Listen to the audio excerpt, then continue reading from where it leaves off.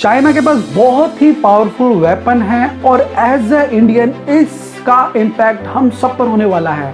ना ही वो corona virus है और ना ही वो न्यूक्लियर है, वो है इकोनॉमी। जब पूरी दुनिया कोरोना वायरस से लड़ रही है, वहीं China, Japan, Australia, Vietnam, even India में अपने बॉर्डर बढ़ाने में लगा हुआ है। चाइना और इंडिया के बीच में कॉन्फ्लिक्ट बहुत सालों से चलता आ रहा है। वो ओपनली अरुणाचल प्रदेश और लद्दाख को अपना हिस्सा बताता रहा है। इस कोरोना वायरस के टाइम पे चाइना अपने पड़ोसी देशों के साथ हेल्प की बजाय ही wants to wage a war on them, वो उनके साथ युद्ध करने की नीतियां बना रहा है। हाल ही में चाइना के जो प्रेसिडेंट है, उन्होंने अपनी मिलिट्री से प्रेस कॉन्फ्रेंस के दौरान युद्ध के लिए रेडी रहने को कहा है। और इस सब में सबसे बड़ा हथियार चाइना का है इकोनॉमी। मैं आपको शुरू से समझाता हूँ। एशिया, अफ्रीका, पाकिस्तान और बहुत सी कंट्रीज ऐसी है जिन्हें फाइनेंशियली हेल्प की बहुत ज्यादा जरूरत है, लेकिन वर्ल्ड बैंक से लोन के लिए कुछ क्राइटेरियाज की नीड होती है।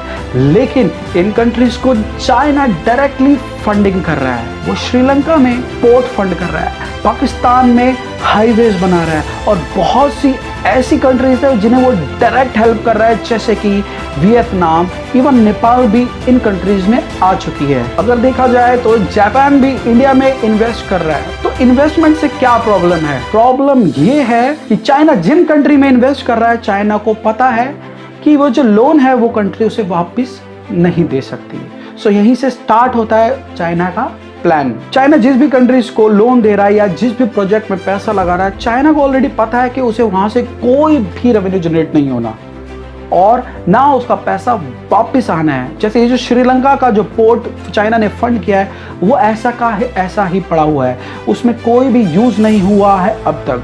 तो ऐसे में सवाल उठता है कि चाइना अपना पैसा वापस कैसे लेगा? Well, time is everything. जैसे ही उस कंट्री पे लोन बढ़ता है, टाइम बढ़ता है, तो उसका जो इंटरेस्ट है वो भी बढ़ता जाता है। और एक टाइम आता है जब कंट्री लोन देने से मना कर देती है।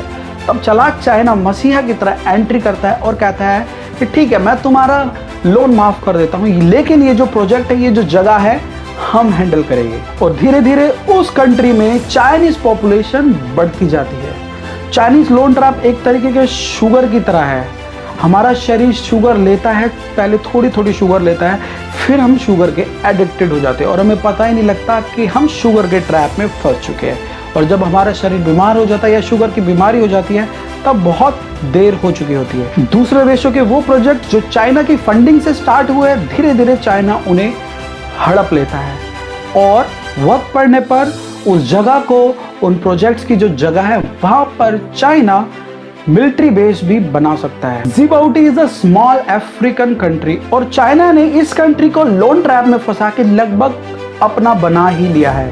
और अब इस कंट्री में चाइना का एक बहुत बड़ा मिलिट्री बेस है जो यूएस को धमकाने की कोशिश करता रहता है वहां पर। ये चाइना के वो इन्वेस्टमेंट है जो उसने दूसरी कंट्री में किए हैं। अगर आप इस फोटो को ध्यान से देखेंगे, सो हम चाइना के ट्रैप में हैं। हम चारों ओर से चाइना से घिर चुके हैं। In case of war, attack एक ओर से नहीं बल्कि चारों ओर से होगा। China is using economy power to boost their military power. अगर economy is a weapon, so we are the distributor, so we have to boycott the Chinese product. इसके बारे में मैंने बहुत सोचा और सर्चेस की, और मैं ये कोई मोटिवेशनल स्पीच नहीं दे रहा, मैं फैक्ट्स आपके सामने रख रहा हूँ। मिस्टर सोनम वांगचुक ने भी अपनी वीडियो में कहा कि हमें एक वीक में अपने मोबाइल से चाइनीज सॉफ्टवेयर रिमूव करने होंगे और एक साल में चाइनीज हार्डवेयर अपनी लाइफ से। इस वक्त हमारे रूम में 10 में से 8 चीजें चाइनीज होगी। क्या इसका मतलब हम सारी वो चीजें फेंक दें? वेल, ऐसा बिल्कुल नहीं है। मैं कहना चाहता हूँ कि वो उसे फेंके ना, लेकिन आगे कुछ भी प्रोडक्ट खरीदते वक्त हम कोशिश करें कि हम चाइनीज आइटम के साथ ना जाए। सो ऐसे क्या होगा कि अगले साल हमारे रूम में 10 में से 5 चीजें चाइनीज रह जाएगी और उसके अगले साल 10 में से शायद 1, और ऐसे ऐसे करते एक दिन हम चाइनीज आइटम नहीं खरीदेंगे। हम जानते हैं कि हम चाइना के स्ट्रैप में है, हम जानते हैं हम चाइनीज प्रोडक्ट के एडिक्टेड है, हम जानते हैं कि चाइना के प्रोडक्ट से निकलना मुश्किल है, लेकिन एक बात और है कि हम अभी दूसरी कंट्रीज की तरह चाइना के इस ट्रैप में नहीं फंसे हैं।